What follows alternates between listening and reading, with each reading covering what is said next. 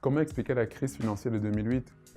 La crise financière de 2008 est une conséquence d'un excès de liquidité sur le secteur bancaire que les banques ont utilisé pour octroyer des crédits à des ménages qui ne remplissaient pas toutes les conditions pour avoir un crédit classique. La réalité, c'est que ces crédits étaient adossés à des taux qui varient dans le temps en fonction de certains indices. En 2006, quand la Fed a relevé ses taux suite à une économie qui se raffermit, les taux attachés au crédit subprime ont commencé à remonter, se traduisant par une hausse assez significative des mensualités payées par les ménages.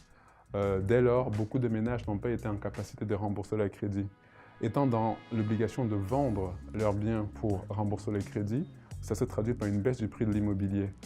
Si vous généralisez ceci au niveau du système bancaire américain, vous avez un effondrement du prix de l'immobilier qui se traduit par un ralentissement économique. Il se trouve qu'une crise qui à la base est américaine a eu des répercussions mondiales parce que énormément d'acteurs financiers détenaient ces actifs car ils étaient à la recherche de rendement.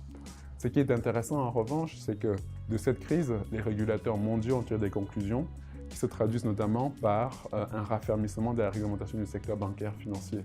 C'est la raison pour laquelle le secteur bancaire aujourd'hui est extrêmement robuste.